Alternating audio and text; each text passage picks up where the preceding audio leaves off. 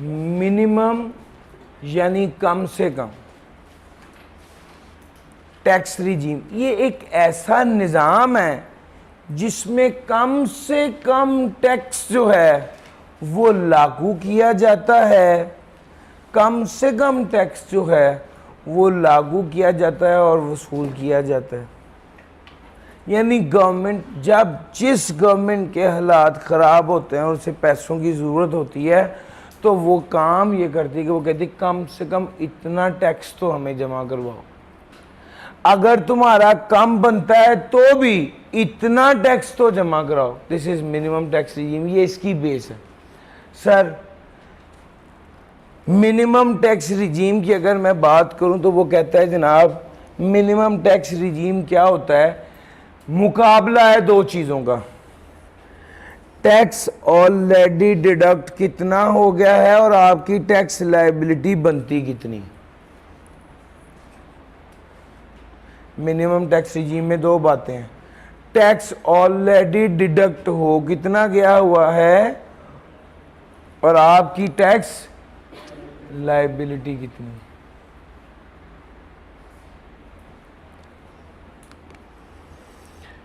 In case liability under NTR is greater than tax already deducted, the person is required to pay liability under NTR. Sir ji अगर NTR के तहत tax liability है 1 million और minimum tax regime के तहत tax कटा है 3 लाख, तो बकाया 7 लाख आपको पे करना पड़ेगा। 3 बातें हैं। बात number 1, minimum tax regime compare कर रहा है 2 तरीके से टैक्स को लागू करके, एक एनटीआर के जरिए टैक्स लागू कर रहा है, एक मिनिमम टैक्स रिजीम के जरिए टैक्स लागू किया हुआ है। इन दोनों को कंपेयर किया जाएगा। अगर एनटीआर के तहत जो टैक्स लागू किया गया है वो ज़्यादा है और मिनिमम टैक्स रिजीम के तहत टैक्स कम है, तो जो टैक्स पेएबल होगा बकाया वो आपको पे करना पड़ेगा। In case tax already deducted is greater than liability under NTR, अगर टैक्स जो ऑलरेडी डिडक्ट किया गया है वो ज़्यादा है। अब ज़रा केस अगला देखो, टैक्स लायबिलिटी अंडर एनटीआर कितना है 3 lakh, tax liability under minimum tax कितना है। यार गौर कर रहे हो, इस बार मिनिमम ज़्यादा हो गया, एनटीआर के तहत टैक्स कम हो गया। यार ये टैक्स पे नहीं है, ये टैक्स ऑलरेडी डिडक्टेड है। भाईजान ये बात नोट करना, इसी के लिए उसको बिठाया हुआ था, वो एंड टाइम पे चला गया। सर ये जो टैक्स ऑलरेडी डिडक्ट हो चुका है इसको क्या समझा जाएगा। यार फाइनल टैक्स रिजीम पड़ा हुआ है ना। अब 3 बातें हैं,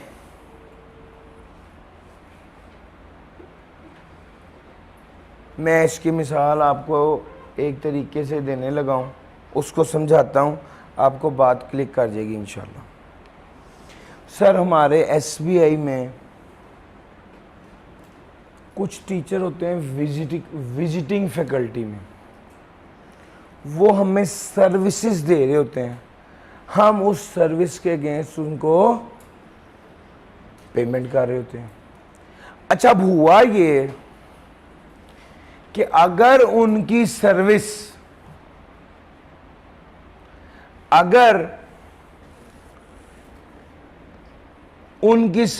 थी 10 लाख की, तो हमने 1 लाख का टैक्स काट के बाकी 9 लाख रुपया उन्हें पे करना होता है, तो उनका टैक्स डिडक्टेड कितना हुआ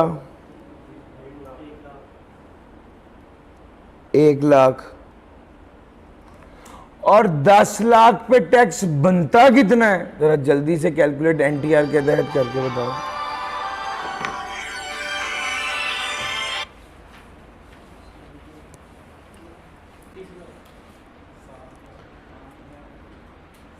सर जी स्टेप नंबर 1 इंडिविजुअल है, स्टेप नंबर 2 नॉन सैलड, सफा नंबर 50 ऊपर वाला टेबल। स्लैब नंबर 3 कितना टैक्स बन रहा है? यार मैं आपको प्रैक्टिकल एग्जांपल देकर ये बात समझा रहा हूं, ये इसी से ही आपने बात समझनी है।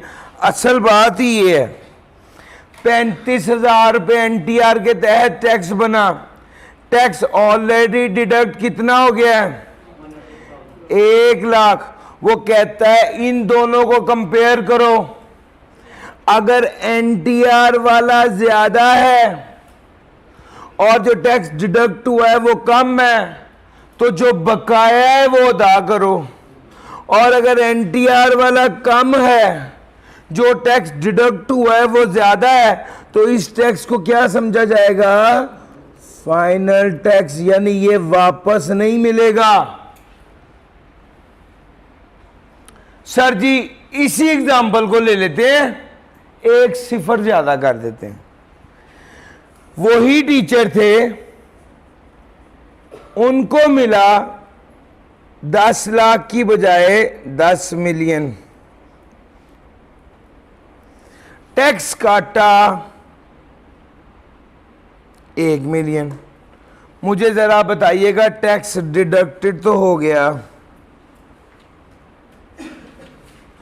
1 मिलियन, एनटीआर के तहत कितनी लायबिलिटी होगी? 10 मिलियन की। जी भैया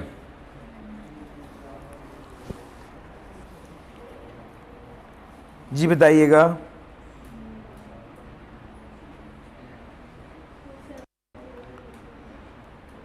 227।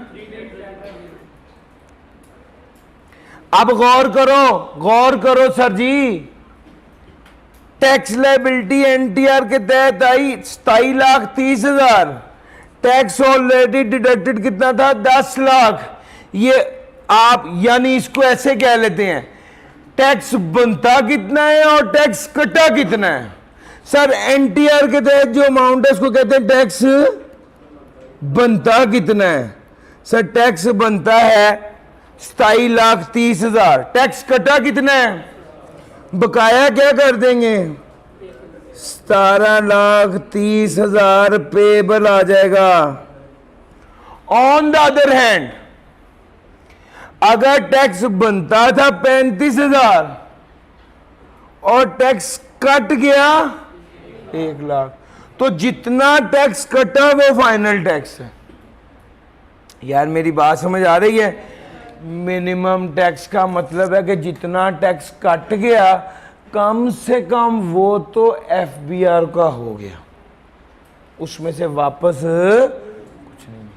हाँ, जितना टैक्स कटा अगर बनता उससे ज्यादा था तो इजाफी वाला पे करना। यार मेरी बात पिक कर गए हो? ये असल गेम है। मैंने अभी तक सिर्फ 3 लाइनें आपको समझाई। मिनिमम टैक्स रिजीम में टैक्स लायबिलिटी और tax payable. Minimum tax regime में टैक्स लायबिलिटी और tax payable under NTR, tax liability under NTR और टैक्स डिडक्टेड, इन दोनों को कंपेयर करना होता है। सर जी एनटीआर और टैक्स ऑलरेडी डिडक्टेड, इसको कंपेयर करना होता है। अगर एनटीआर के तहत जो टैक्स कटा है वो अगर एनटीआर के तहत जो टैक्स बनता है वो ज्यादा हो और टैक्स डिडक्ट कम हुआ हो तो बकाया अदा करना पड़ेगा। मुश्किल तो नहीं है।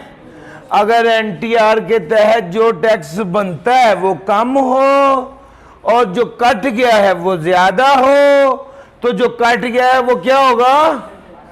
यार एक बार जल्दी से ये तीनों बातें विद एग्जांपल समझो, फिर मैं आगे लेके चलता हूं। जी भाई यार ये तीनों बातें समझ आ गई? आ जाओ। किस किस पर ये वाला कानून लागू होता है? सिर्फ 4 लोग हैं। Minimum tax on turnover, commercial importer. ये जो मैंने आपको मिसाल दी, पता है किसकी मिसाल है?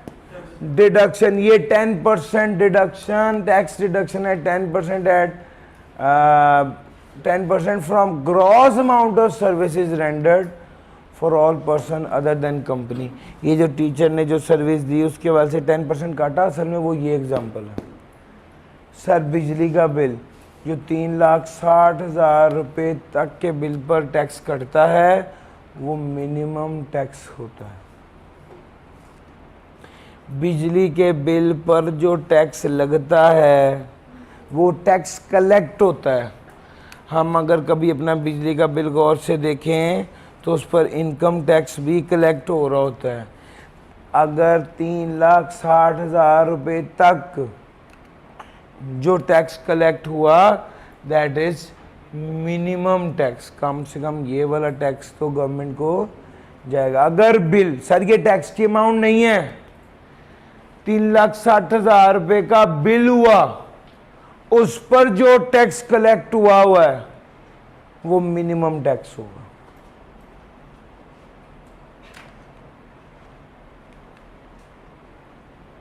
यार इस बात की समझ आई है या एग्जाम्पल दे दूं? यार ये देखना जरा,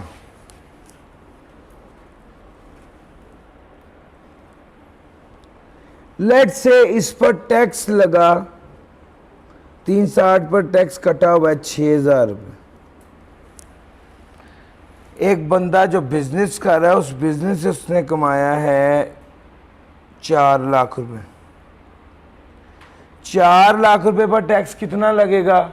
नील। तो ये जो 6,000 रुपये का टैक्स कलेक्ट हो गया भाई, ये क्या होगा? मिनिमम टैक्स होगा। यार मेरी बात पिक कर रहे हो? ये तो कम से कम टैक्स लगेगा ही लगेगा, ये तो कम से कम टैक्स लगेगा ही लगेगा। तो बिजली के बिल जो 3,60,000 रुपये तक का आता है उस पर जो टैक्स होता है ये मिनिमम टैक्स होता है। 10% सर्विसेज का जो 10% काटा जाता है वो मिनिमम टैक्स होता है। कमर्शियल इंपोर्टर पे जो टैक्स लगता है वो मिनिमम टैक्स होता है। टर्नओवर पे जो टैक्स लगता है वो मिनिमम टैक्स होता है। ये टर्नओवर पे टैक्स लगना क्या है, यही असल गेम है, इसी को करते हैं, ये इसका सबसे इम्पोर्टेंट एरिया है। वो कहते कमर्शियल इंपोर्टर है सर, आपकी किताब में लिखा हुआ है। एक्सपोर्टर भी लिखा हुआ है, एक्सपोर्टर पर भी ये जो इंपोर्टर और साथ एक्सपोर्टर भी कर लेते हैं, इस पर भी मिनिमम टैक्स का रूल अप्लाई होगा एक्सपोर्टर पर। भाईजान ये दूसरी चीज़ है जो ठीक करनी है। 2 बातें होगी, आप ग्रुप में शेयर करेंगे और किताब में करेक्ट करेंगे। किताब में करेक्ट करेंगे फिजिकली और फिर ग्रुप में शेयर करेंगे। लो sir,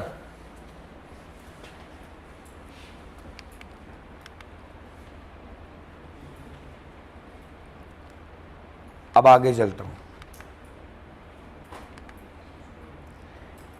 minimum tax on the income of certain person, ये मिनिमम टैक्स ऑन टर्नओवर है, इसके रूल भी थोड़े डिफरेंट हैं। ज़रा इसको पढ़ते हैं। यार असल में मुल्की हालात जैसे ख़राब हैं, अब एफबीआर वाले गवर्नमेंट कहती है चलो इस वक्त जिन इदारों के पास ज़्यादा कैश फ्लोज हैं उनसे कहती है आप हमें मिनिमम टैक्स रिजीम के तहत टैक्स दे दो, फिल वक्त तो दो ना। वो कहता है भाई मेरे पास कैश सेल तो ज़्यादा है, लॉस है। वो कहता है कोई बात नहीं, बाद में एडजस्ट करा लेना, अभी टैक्स दे दो। यानी वो पोजीशन मुल्क की ऐसी है कि वो कहते हैं कि यार जितना पैसा आ जाए उतना ही बेहतर है। वो कहते हैं जनाब कितना टैक्स लगेगा? टर्नओवर का 1. सर यू नो टर्नओवर क्या होता है? सेल का 1.25% टैक्स लगेगा, चाहे इदारे को लॉस हो रहा हो टैक्स लगेगा, चाहे पुराने सालों का लॉस एडजस्ट होना हो टैक्स लगेगा, चाहे एग्जेम्पशन दी हो टैक्स लगेगा, चाहे टैक्स क्रेडिट मिलना हो टैक्स लगेगा, चाहे अलाउंस डिडक्शन मिलनी हो, वो कहता है भैया सब कुछ बात की बात है, सेल की अमाउंट उठाई, उसका 1.25% लिया, जो अमाउंट बनेगी कम से कम ये वो वाला टैक्स है जो आपको जमा करवाना पड़ेगा। इससे पहले जो पड़ा था वो टैक्स डिडक्टेड था, ये आपको बकायदा खुद जमा कराना पड़ता है।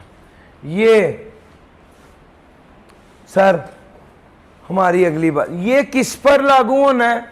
रेजिडेंट कंपनी पर, permanent establishment of non resident company पर, इंडिविजुअल या एओपी पर जिसका टर्नओवर, सर इंडिविजुअल या एओपी जिसका टर्नओवर 100 मिलियन या उससे ज़्यादा है वो टैक्स पे करेगा 1.25% ऑफ टर्नओवर, चाहे लॉस ही क्यों ना आ जाए।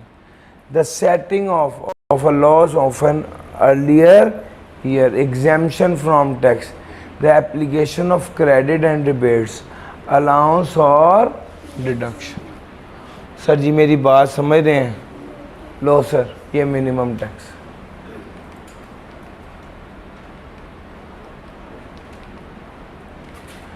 वो कहता है हमने आज तक जितना भी इनकम टैक्स पड़ा इनकम पे टैक्स लगाया, ये पहली बार है पर इनकम टैक्स रहे हैं लेकिन टैक्स रेट इनकम पे नहीं लग रहा, सेल्स पे लग रहा है। इसीलिए वो कहता है इस सेक्शन के हवाले से आप सेल को इनकम ही समझें और उस पर टैक्स लगाएं।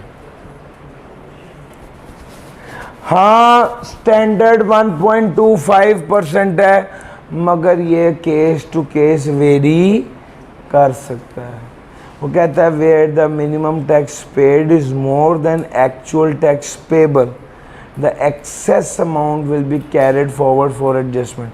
बड़ी काम की बात कह रहा है, वो कह रहा है मिनिमम टैक्स और एनटीआर को कंपेयर करो, अगर मिनिमम टैक्स ज्यादा हुआ तो मिनिमम तो वो कम से कम टैक्स है जो जमा कराना पड़ेगा, लेकिन ये कैरिड फॉरवर्ड हो जाएगा कितने अरसे के लिए? Next 3 years, carried forward for adjustment against actual tax liability for a period of next 3 years। 3 साल तक carried forward हो जाएगा। सर जी सारी गेम तो टर्नओवर की है, सारी गेम तो टर्नओवर की, टर्नओवर पे रेट लगना है ना।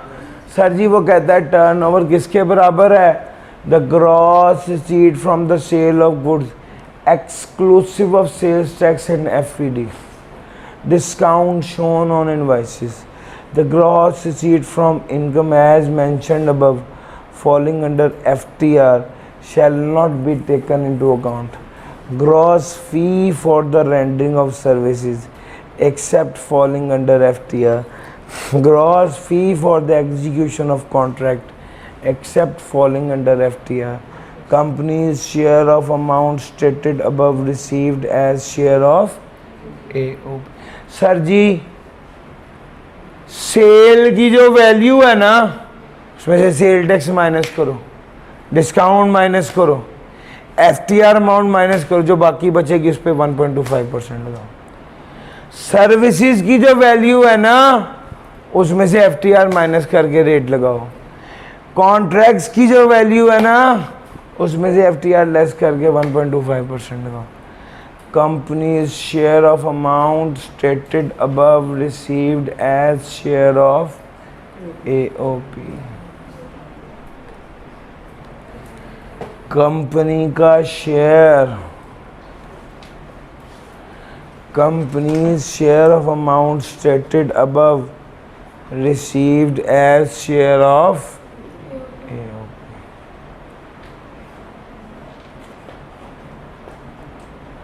सर अगर AOP का शेयर किसी इदारे को मिलता है तो उसे भी टर्नओवर में ऐड करना है और फिर उसका भी 1.25% लेना। Companies share of amount stated above received as share of AOP. लेकिन ये वाला असूल कंपनी के लिए है।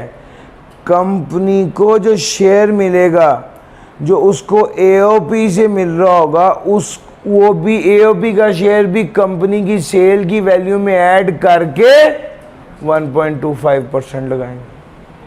सर ये क्या है और कैसे है, कुछ एग्जांपल्स कराता हूँ, अभी क्लियर हो जाएगा। ज़रा थोड़ा सा अलर्ट रहिएगा। सफ़ा नंबर 50 भी खोल के रखिएगा। ABC is an AOP with annual turnover under NTR कितना है? 1,16,000। सबसे पहला स्टेप तो ये देखना होता है 100 मिलियन से ऊपर है। अगर है तो बस फिर इसका 1.25% ले लीजिए। ये आ जाएगा मिनिमम टैक्स रिजीम। जी बताइएगा।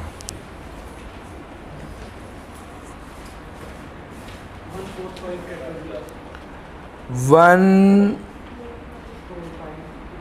1,450,000। सर ज़रा 1,570,000 टैक्सेबल इनकम है, इसकी लायबिलिटी निकालिएगा। सफ़ा नंबर 50 ऊपर वाला टेबल देखकर।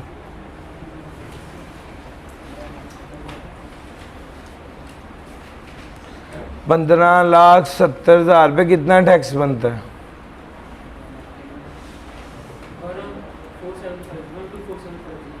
12475। सर जी गौर से देखना, ये NTR है, वो मिनिमम टैक्स है। कम से कम कितना जमा कराना पड़ेगा? 14,50,000।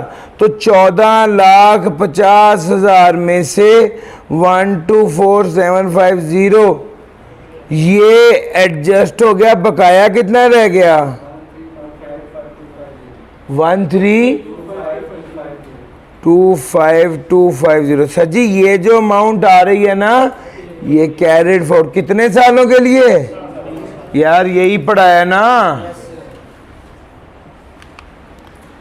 सर जी मैं टर्नओवर टैक्स एक बार दोबारा पढ़ाने लगा हूँ, मुझे आप लोगों के चेहरे पर वो बात नज़र नहीं आ रही जो मेरा दिल चाहता है। क्या है, लंबी चौड़ियाँ गल्ला नहीं है। बात नंबर 1, मेरे साथ रहना। कंपनी नॉन रेजिडेंट की परमानेंट एस्टेब्लिशमेंट, इंडिविजुअल या एओपी जिसकी सेल 100 मिलियन या उससे ज्यादा हो, उस पर ये वाला रूल अप्लाई होगा। रूल क्या कहता है? सेल का 1.25% लेकर लायबिलिटी निकालनी है, इर्रिस्पेक्टिव चाहे लॉस हो, चाहे पिछले सालों का लॉस एडजस्ट करना हो, चाहे एग्जेम्पशन हो, चाहे क्रेडिट हो, चाहे डिडक्शन हो, मिनिमम टैक्स रिजीम के तहत टैक्स लगेगा ही लगेगा। कितना? टर्नओवर का 1.25% के बराबर। अगली बात, सर रेट, इनकम पे टैक्स रेट नहीं लगाना, बल्कि किस पे लगाना है? सेल्स पे। सर जी कितना? 1.25%, जब तक वो खुद कुछ अलहदा से ना बताएं। सर जी अगर मिनिमम टैक्स ज्यादा बने, NTR के तहत टैक्स कम बने, तो क्या करेंगे? Carried forward. कितने सालों के लिए? सर जी अभी थोड़ी देर पहले तो आपने बताया है अगर मिनिमम टैक्स ज़्यादा हो, NTR के तहत टैक्स कम हो, तो मिनिमम टैक्स को फाइनल टैक्स समझेंगे। बताया है? सर ये हो टॉप, ये टर्नओवर टैक्स है, वो मिनिमम टैक्स था। भैया मेरी बात समझ आ रही है? ये स्पेशल केस है। और आपको एक और बात भी बताऊं, उस केस में जो पिछला पढ़ाया था टैक्स कट चुका था, डिडक्शन हो चुकी थी, तभी मैंने उसको फाइनल टैक्स मान लिया था। इस केस में ऐसा नहीं। मेरी बात समझ आ गई? अब अगली बात, सर टर्नओवर में सेल में से क्या क्या लेस करना है? Discount, sales tax, FED, FTR income, ये माइनस करना। अहम बात यही है। ये E10.1 आ गया। ज़रा आगे आ जाओ, पास पेपर्स पर आ जाओ ज़रा।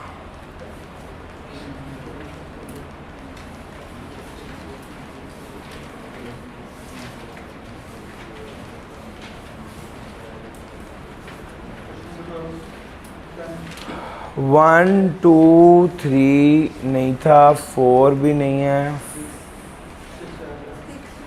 सर जी 6 करते हैं। Hirani and company, a resident AOP is engaged in the manufacturing of various consumer products and is assessed under NTR। AEC की सेल है 114 मिलियन, सेल्स टैक्स है 10 मिलियन का, एक्साइज ड्यूटी है 5 लाख की, टैक्सेबल इनकम है 11,70,000। वो कहते हैं आप बताएं टैक्स लायबिलिटी क्या होगी? कोई इशारा नहीं उसने दिया कि भाई मिनिमम टैक्स है क्या है, मगर एक चीज़ ध्यान में रखना, 100 मिलियन से ऊपर की सेल आ गई तो आपके दिमाग की खिड़की खुल जानी चाहिए कि भैया इसमें मिनिमम टैक्स वाला चक्कर आ सकता है। सर जी मिनिमम टैक्स की बात करने लगा हूँ, 114 मिलियन लेस करेंगे, लेस करूं एफईडी भी? मुझे बताइएगा टर्नओवर कितना रह गया? सर इसका 1.25% ले लो, 129,375। यार मुश्किल तो नहीं लग रहा। मिनिमम टैक्स आ गया, एनटीआर देखो 11,70,000 रुपये कितना टैक्स बन रहा है?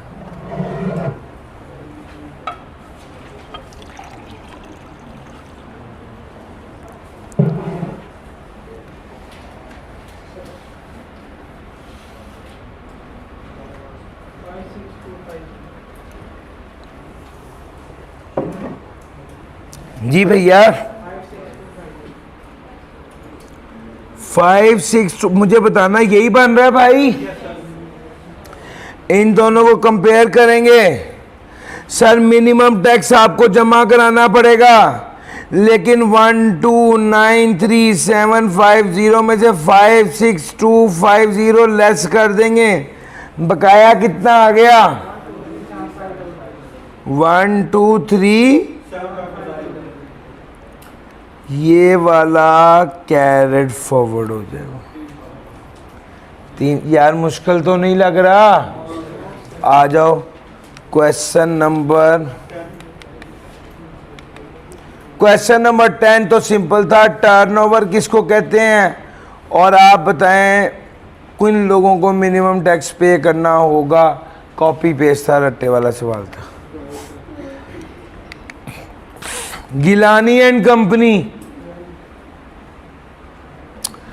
सोल प्रोपराइटर है, टैक्सेबल इनकम कितनी है? 1.6 million. Under the provision of the income tax ordinance 2001 compute the amount of net income tax payable by GC and the amount of income tax to be carried forward if any for the tax year 20x2 in each of the following situation. 122500000। ये कहता है आपकी किताब में ये solution correction require कर रहा है, आपकी किताब में ये सॉल्यूशन ठीक नहीं है, तो ज़रा ज़्यादा ध्यान से।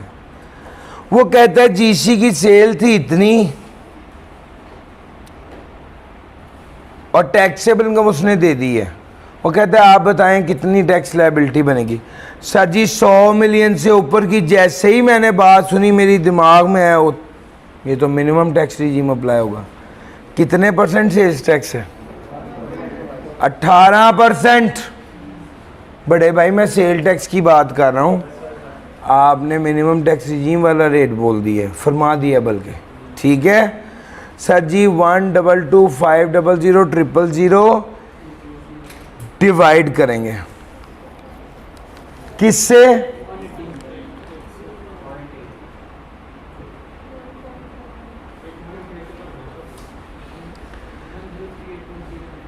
जी कितना आ गया? 103,8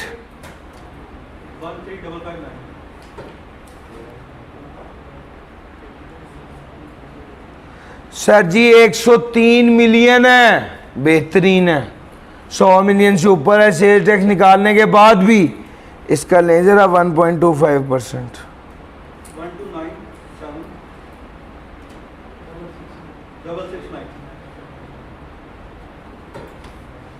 लो सर, ये आ गया मिनिमम टैक्स रिजीम के तहत रेट।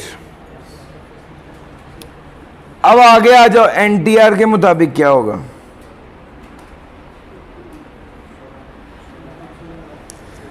सोलह लाख का निकालो जरा।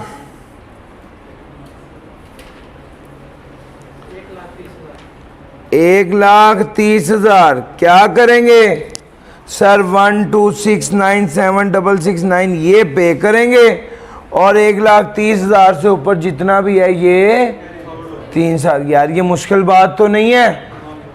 केस नंबर 2 का बताओ क्या होगा?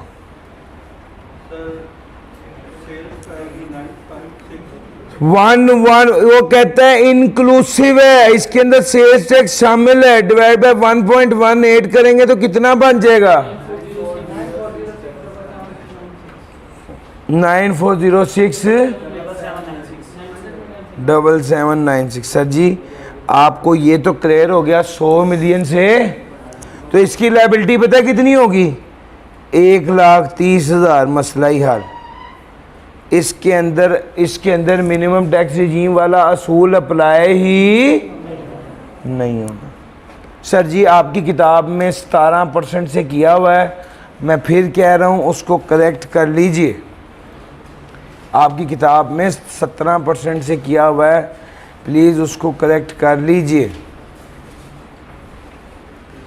ये आप भी नोट कर लें जाजेब। तीसरी बात है, ये क्वेश्चन नंबर 12 है, आज के दिन की तीसरी बात है जो अपडेशन करनी है।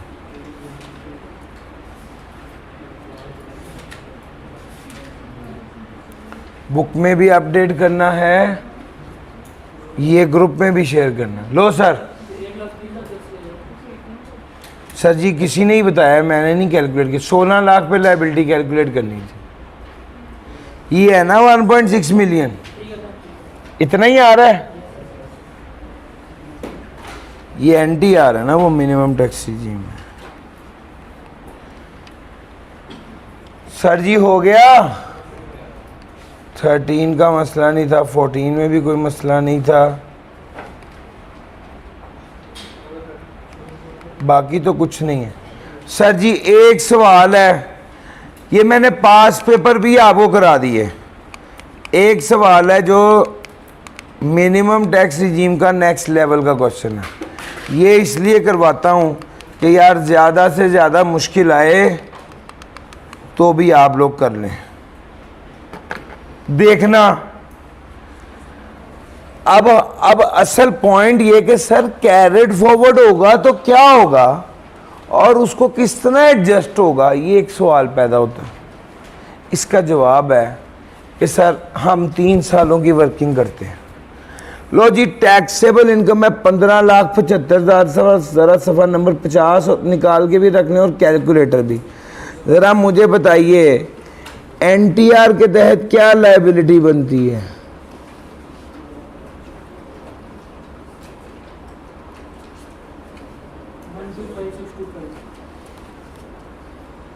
वन टू 5,625 और टर्नओवर कितना है? 125,250, इसका 1.25% लीजिएगा। 156,5625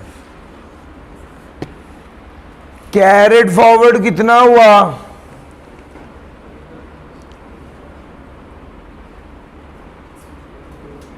जी बताइएगा। 144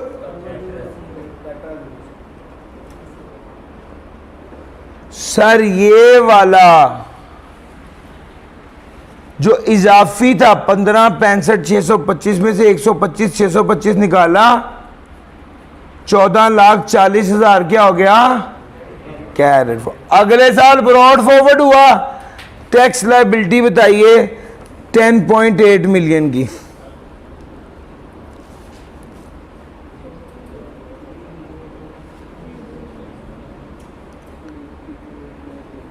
जी बताइएगा।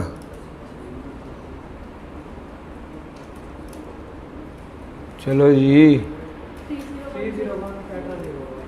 301000, ये इस साल की लायबिलिटी है एनटीआर के हिसाब से। इसमें से आप ये जो कैरेट फॉरवर्ड है इसको एडजस्ट कर देंगे। बकाया कितना रह गया? 1570000। इसको कंपेयर करेंगे किसके साथ? 1.5 लाख का 1.25% लीजिएगा।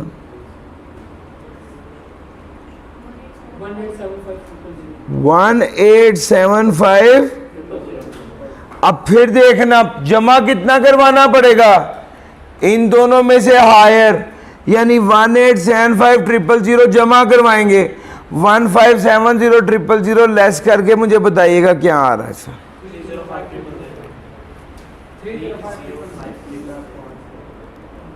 305। ये फिर दोबारा कैरेट फॉरवर्ड हो गया। अगले साल की फिर लायबिलिटी निकालें।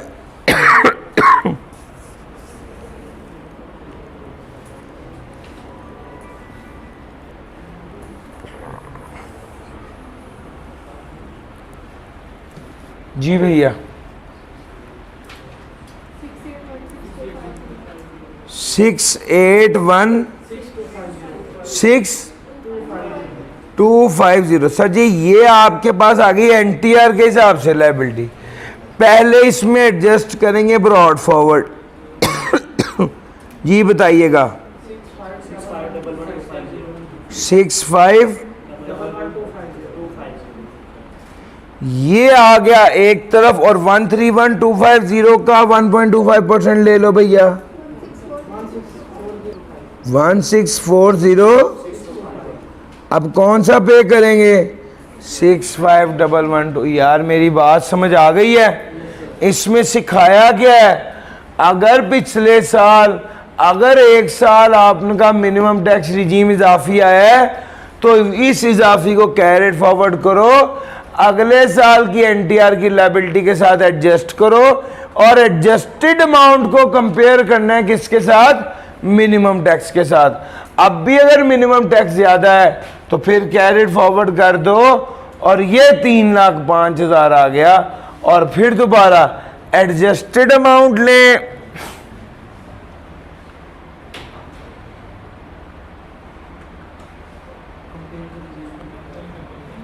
ये 3,05,000 ये लायबिलिटी एनटीआर के हिसाब से निकालें, इसमें से एडजस्ट करके एडजस्टेड अमाउंट लें, इसको कंपेयर करेंगे मिनिमम टैक्स के साथ, यही ज़्यादा है तो ये पे कर देंगे।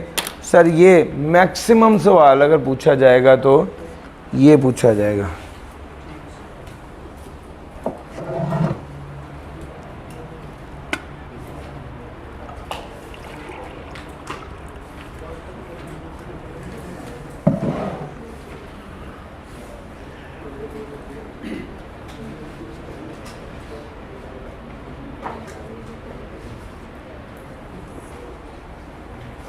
कोई बात पूछना चाह रहे हैं तो सर प्लीज पूछ लीजिए। सर जी अब कुछ रह ही नहीं गया कैरिड फॉरवर्ड के लिए।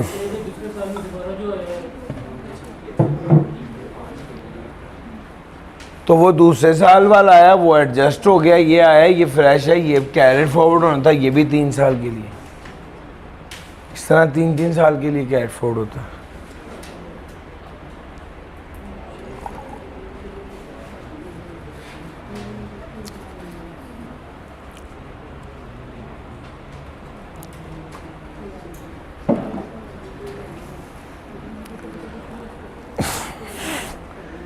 मिनिमम टैक्स रिजीम का हर पहलू आपके साथ डिस्कस कर लिया है, पास पेपर डिस्कस कर लिया है।